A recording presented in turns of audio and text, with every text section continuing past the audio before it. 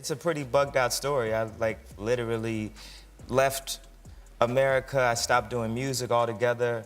I just took some time. I went to Japan. So, you know how there were these rumors floating around about Jay-Z and Beyoncé being all Illuminati and running the show in the music biz? Well, guess what? Now Jay-Z's got some inside scoop on everyone's fave, Taylor Swift. And to spice things up, Kanye West jumped on board to spill the beans about what's really going on with Taylor. Crazy, right? I don't want to embarrass this young lady, but she has more Grammys than everyone and never won Album of the Year. So even by your own metrics, that doesn't work. Think about that. In a jaw-dropping revelation that's got everyone talking, Kanye West dropped a bombshell recently, claiming he's cracked some secret code used by Hollywood big shots. According to Kanye, these elites have a mysterious numerical system that gives them a crazy amount of influence, not just in the music biz, but everywhere. While it sounds pretty wild, these claims have set off a frenzy of speculation and heated debate. Now we're all digging deeper to figure out if there's some hidden game behind the scenes, especially when it comes to stars like Taylor Swift ruling over pretty much everything. I know how to make perfect, but that's not what I'm here to do. I'm here to crack the pavement. Kanye West suggests that the elites are sneaking secret messages into their music using some hidden numerical code. He's talking about this ancient study of numbers called numerology and a Jewish thing called gematria, where letters match up with numbers. Basically, it's like they're playing a secret game, turning words and phrases into hidden meanings only a select few can unravel. And the energy that lies in the numbers that correspond to each letter. This prompts us to ponder whether JayZ, renowned for his captivating lyrics, may be incorporating hidden messages through these techniques. A fascinating aspect arises when JayZ unveiled a track titled 444, prompting widespread discussion among celebrities who spoke about it with a sense of astonishment and secrecy. This raises the question of whether the selection of the number 444 holds a particular significance or if it's a mere arbitrary choice. The enigma surrounding Jay-Z's impact extends beyond the realm of the music industry, sparking curiosity about his influence in various facets of the world. And then what happened? Yeah. People start calling me it. Jay-Z's consistent association with the number 4 has been widely acknowledged, but Kanye's recent statement implies a more profound implication. Over the course of his career, Kanye has consistently demonstrated a tendency to explore themes revolving around concealed truths and latent powers. The revelation that Jay-Z might be incorporating intricate codes in his music resonates with Kanye's inclination for delving into the profound and concealed aspects of our world. It seems as though Kanye's quest to comprehend hidden meanings has led him to unveil a layer of intrigue beneath Jay-Z's music and his affinity for specific numbers, propelling us into a realm where secrets and symbolism intricately intertwine. Yeah. Just only because of the date, it wasn't really, that's why it moved so easily. Like that number. The significance of the number 4 gains added significance when considering icons like Michael Jackson, who also embraced its influence. If the king of pop himself recognized the potential power of numerology, it's only natural that someone like Kanye, deeply immersed in the world of music and propelled by the pursuit of hidden meanings, would be captivated by the allure of numbers. This notion carries a fascinating duality. The idea that influential figures shaping cultures, trends, and societal norms might seek guidance in something as mysterious as numerology. The paradoxical beauty lies in the possibility that behind their outward influence, there exists a concealed tapestry woven by the threads of these elusive numerical codes. That's something that just, hit me. That was just a gut feeling. But then I read information about it afterwards, about the power of the number 7 and completion and the God number. Kanye's fascination with the number 7 unfolds as a revelation, providing an intriguing peek into his personal world and beckoning us to explore the hidden facets of Jay-Z's existence. The impact of numbers, whether rooted in tangible reality or perceived significance, holds a significant sway over the lives of prominent individuals. This encourages us to reassess our understanding of success and reflect on the unseen forces that may propel these figures forward. Essentially, the influence of numbers challenges us to reconsider the dynamics of success and the mysterious currents that may guide it. I knew a little bit about it. I always heard about sevens. I saw sevens. I went to Michael Jackson's archive and he had all these jackets that said 777 on them.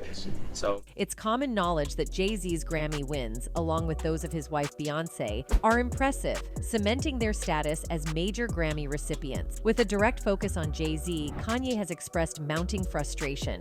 his concerns have escalated, driven by the belief that Jay-Z's sway and network might have contributed to Kanye's own Grammy disappointments. There's people I know that tweeted or were texting each other like, he's giving codes away, While on his own path, Kanye became increasingly convinced that certain artists received preferential treatment within the music industry. He perceived a lopsided spotlight on Jay-Z's accomplishments, inadvertently igniting a sense of rivalry. Although Jay-Z's influence remained unparalleled, Kanye's resolve remained unshaken. He persistently voiced his apprehensions about an unjust system, challenging the established norms. In his unyielding journey, he managed to carve out a distinct place for himself in the industry. Notably, he unveiled a facet that adds to Jay-Z's current authority and sway, a connection with numerology that largely contributes to his pervasive power. However, it now appears that Jay-Z believes there is someone even more influential than him and has chosen to align himself with Kanye. The level of intrigue surrounding musicians and their hidden messages hasn't been as fervent since the peak years of Bob Dylan's cultural impact, when a critic-turned-stalker scoured the songwriter's garbage for clues about his lyric. Taylor Swift currently stands as a musician who attracts a multitude of amateur code breakers. Swift has fueled this frenzy by suggesting that her songs, liner notes, social media posts, essentially everything related to her, may contain concealed meanings. In a 2022 interview with The Washington Post, she mentioned that she and her fans have delved into color coding, numerology, word searches, elaborate hints, and Easter eggs. Easter eggs that I'm going to talk to you about are the kind of cryptic message-sending Easter eggs. When you're watching a movie or a music video. The scavenger hunt mentality surrounding Taylor Swift's hidden messages can sometimes lead enthusiasts in directions the singer may not prefer, such as the Gaylors searching for signals that Swift is secretly queer. Now, a different subculture within the GOP has joined the fray, concocting alleged evidence that Swift is part of a deep state psyop and speculating, phrased as just asking questions, whether the NFL is somehow involved. This theory gained mainstream attention when Fox's Jesse Waters aired a video claiming that the Pentagon Psychological Operations Unit floated turning Taylor Swift into an asset. However, the person in the video was not from the Pentagon and merely cited Swift as a generic example of celebrity influence, and this occurred years after Swift's rise to superstardom. Waters still pondered whether this could explain why or how she blew up like this. In a subsequent interview, a former FBI agent suggested that Swift could significantly influence votes in favor of Joe Biden, despite pop music endorsements historically not having a strong track record in American politics. When the person that they're a big fan of says something about paying attention to politics, they might get engaged. The PSYOP rumor took a more infamous turn when Vivek Ramaswamy, a recent presidential candidate, posted on X, "I wonder who's going to win the Super Bowl next month, and I wonder if there's a major presidential endorsement coming from an artificially culturally propped up couple this fall. Just some wild speculation over here. Let's see how it ages over the next 8 months." This reference was to Swift and her boyfriend, Travis Kelce of the Kansas City Chiefs. While there have been numerous speculations about rigged elections and Super Bowls over the years, this might be the first instance of someone suggesting that plotters could rig an election by manipulating the outcome of the Super Bowl. Beyond this recent twist, none of this is entirely unprecedented. In fact, as bizarre as the PSYOP narrative may sound, it's not far removed from a somewhat popular way of interpreting culture. According to some, nearly all pop culture is considered a form of manipulation. Conspiracy theories regarding the music industry have taken various forms. A century ago, in one of the more unsavory instances, Henry Ford's Dearborn Independent propagated a theory asserting a Jewish combine suppressing non-Jewish music and promoting jazz. In 1921, the paper boldly claimed, "Popular music is a Jewish monopoly. Jazz is a Jewish creation. The mush, the slush, the sly suggestion, the abandoned sensuousness of sliding notes are of Jewish origin." The suspicion that a clandestine group orchestrated disliked music wasn't exclusive to Ford-style bigotry. In 1958, Vance Packard, renowned for his book The Hidden Persuaders, a critique of the advertising industry, testified before the U.S. Senate, alleging that the public was manipulated into liking rock and roll. He asserted that the rock and roll, hillbilly, and Latin American movements were engineered for the interests of the music licensing group BMI. When a Michigan senator contested this, suggesting that many constituents genuinely liked hillbilly music, Packard amicably responded, "I like some of it too, but I think the quality of it lately has been degenerating." The psychedelic 60s saw pamphlets like David A. Noble's Communism, Hypnotism, and the Beatles, claiming the Kremlin used the Fab Four to induce artificial neurosis in American children. Gary Allen's That Music, There's More to It Than Meets the Ear, speculated that the Beatles' music was crafted by behavioral scientists in a think tank. The 80s brought the backmasking panic, with ministers, teachers, broadcasters, and legislators convinced that conspirators were inserting backward satanic messages into rock records, subliminally leading young listeners to Lucifer. The prevailing devil theory in music revolves around the suspicion that the entire industry is an extensive web of conspiracy, a notion that gains popularity due to some underlying truth. The music world does harbor secret schemes, though they often lean more towards pettiness than grandiosity. Over the years, individuals have conspired to bribe DJs, exploit artists' royalties, manipulate streaming service statistics, and engage in the sometimes unscrupulous business of manufacturing hits to maximize profits. Additionally, the industry's PR machinery can be a source of misinformation. Thus, it is undeniable that music marketers work behind the scenes to construct an image and sell it, occasionally compromising ethical standards in the process. These realities have given rise to a more dubious belief, one that envisions the public as passive recipients of the culture industry's offerings, mechanically consuming whatever products are thrust upon them. When Vance Packard testified before the senators, a significant portion of his remarks focused on plausible claims about behind-the-scenes business practices. However, he also asserted that the industry could, if it wished, make us all start humming chants of zinc miners or marching tunes from the War of 1812. In this perspective, marketers are not just slippery but omnipotent, suggesting that manipulative operations pervade every layer. Anyways, focusing on Taylor, there is more to the conspiracies. While it's clear that Taylor Swift is not truly an Illuminati clone of Zena Levy, the daughter of Anton Levy, the founder of the Church of Satan in 1966, this theory has gained some traction in recent discussions. This theory has gained some traction in recent discussions. However, there is no credible evidence to support such claims. It's essential to approach such theories with skepticism and rely on factual information rather than unfounded speculations. Priest regularly performs exorcism. This one on a woman whose persistent stomach pains were thought to be caused by the devil inside her. The entire premise revolves around the perceived resemblance between the two women. While it's true that they share some visual similarities, the comparison is akin to noting the likeness between Dean Gaffney and David Gandy, without drawing any dubious conclusions. It's essential to dispel any ambiguity surrounding the notion that the Shake It Off singer might be an Illuminati clone of Zena LaVey, the daughter of Anton LaVey, founder of the Church of Satan. Zena LaVey, now known as Zena Shrek, served as a spokesperson for the Church of Satan from 1985 to 1990 and was a charismatic figure in the media during that time. However, she parted ways with the church in 1990, a year after Taylor Swift's birth, embracing Tantric Buddhism. Importantly, Zena has no motive to shield the Church of Satan's secrets, making it unlikely that she would remain silent if the world's biggest pop star had allegedly adopted her likeness. Any suggestion of Taylor Swift being an Illuminati clone seems far-fetched and unsupported by Zena's post-Church of Satan trajectory. No, but what I find interesting is, although many people like yourself might think that he was only doing it as for gimmick's sake and because he was a good showman. Skeptics may dismiss this explanation as naive, but it's crucial to ground discussions in facts. While scientists successfully cloned a tadpole in 1952 and famously replicated Dolly the sheep in 1996, human cloning has remained elusive.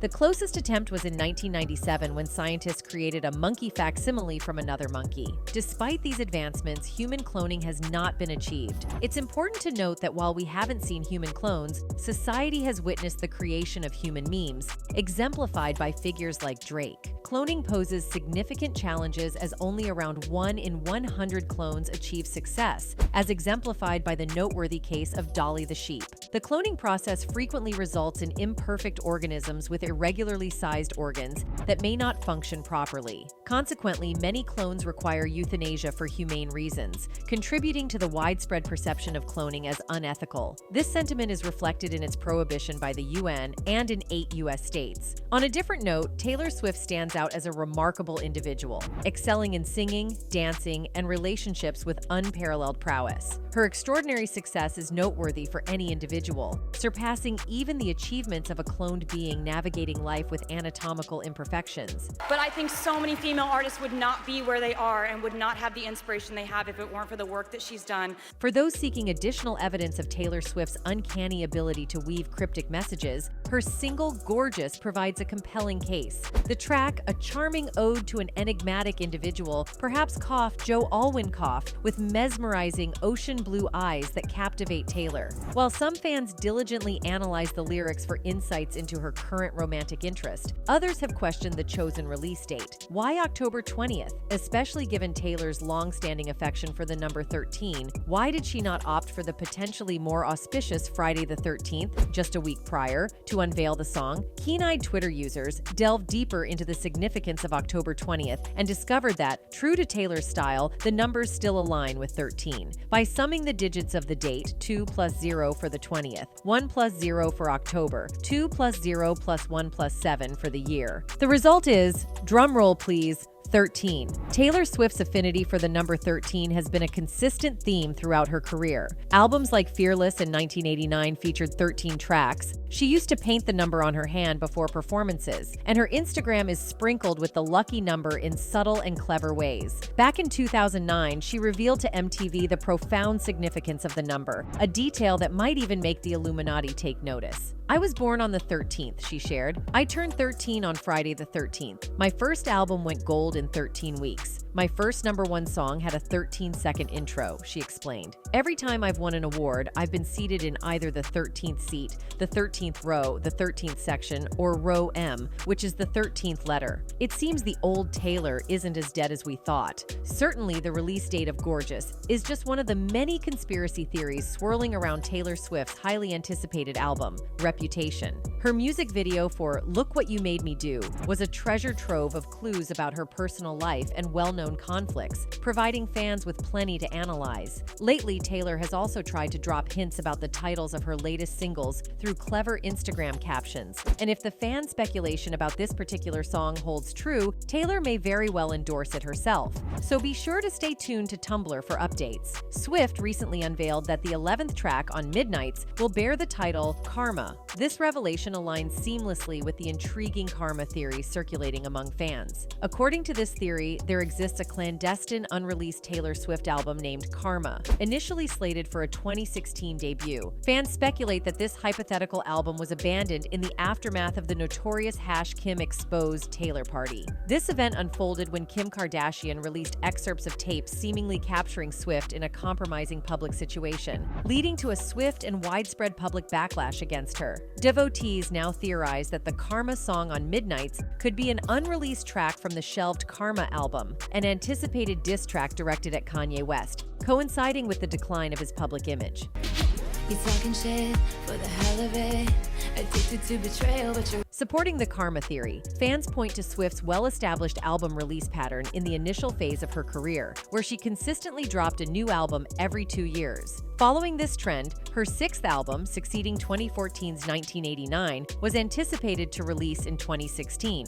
However, due to the fallout from her highly publicized feud with Kim Kardashian and Kanye West, which resulted in a significant public backlash against Swift, she deviated from the pattern. In 2016, she abstained from releasing an album, and instead, Reputation came out in 2017. This discrepancy prompts fans to question whether there was indeed another album originally slated for 2016, only to be replaced by Reputation following Swift's tarnished public image. The lingering query among fans revolves around the existence of a purported unreleased album titled Karma that was potentially set aside amid the aftermath of the controversy. Yes, there was. Many of those fans decided after Swift dropped the video for the first single of the Reputation era, Look What You Made Me Do. There, Swift can be seen cutting off the wings to an airplane labeled TS6, or perhaps Taylor Swift's 6th album, and scrawling the word Reputation over it. Perhaps an allusion to the idea that her planned 6th album was scrapped and rebuilt into Reputation. The world moves on.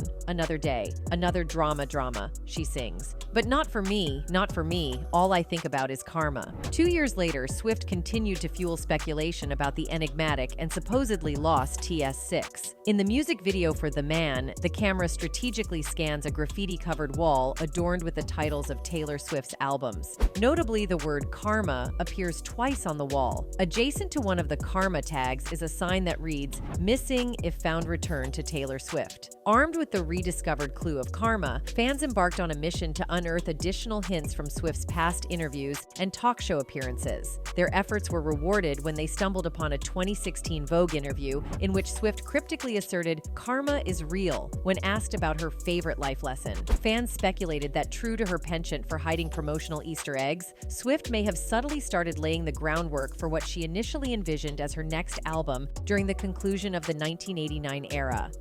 And that something leads to sort of behind-the-scenes information. That's an Easter egg. So I love to communicate via Easter eggs. The connection between karma and Taylor Swift's feud with Kanye West takes an intriguing turn when delving into Swiftian numerology. Notably, karma claims the 11th spot on the Midnight's track list. This is not the first instance of Swift associating significant moments with track 11. In 2010, after Kanye West's infamous stage interruption during her VMA's acceptance speech, Swift wrote a song about the incident, and that track too occupied the 11th position. The recurrence of the number 11 prompts fans to question whether it's a mere coincidence. Yo, Taylor, I'm really happy for you. I'm gonna let you finish.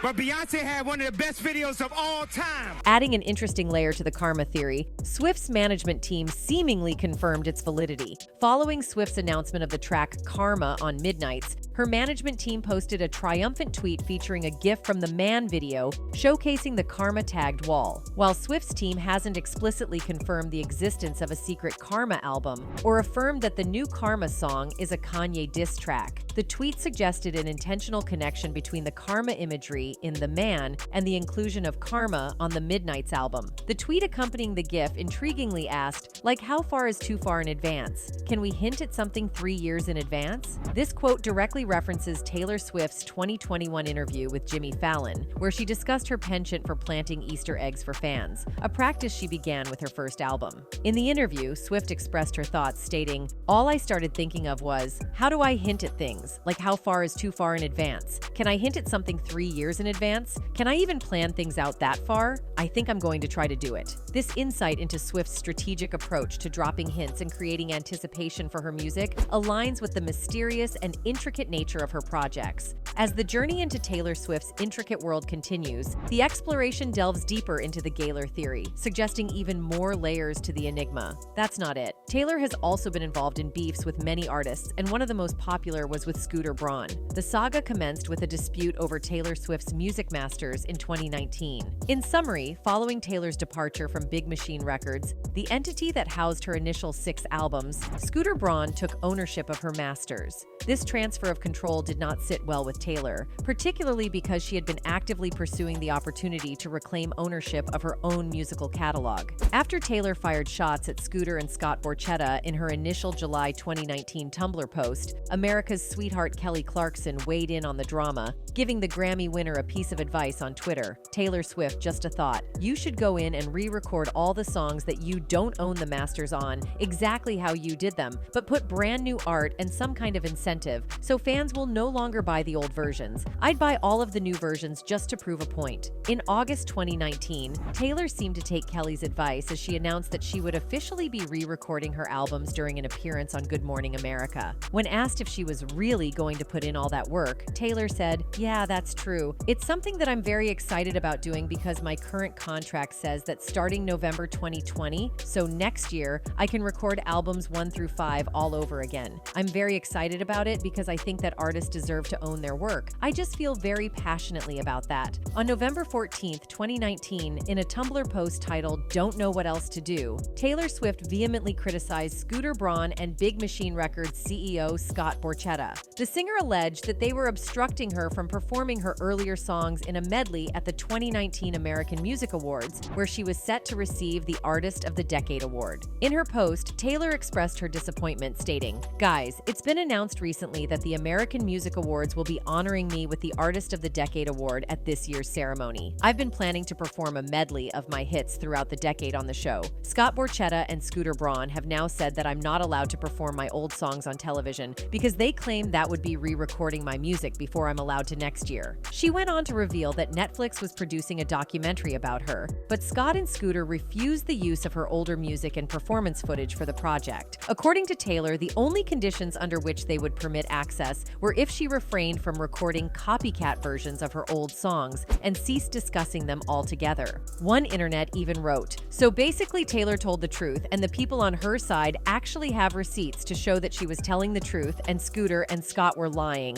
Another one added, "Scott could have sold Taylor the masters, but instead he sold them to somebody she hates. He did it out of spite because she wanted to move on. Scooter isn't wrong for buying them, but his friend posted a meme saying he bought her. Gives credibility to the claim that Scooter bullied her. Neither man comes off looking good." So even netizens have also suggested that what Kanye and Jay are pointing towards is somehow correct. That's it for today. See you in the next video. Until then, goodbye.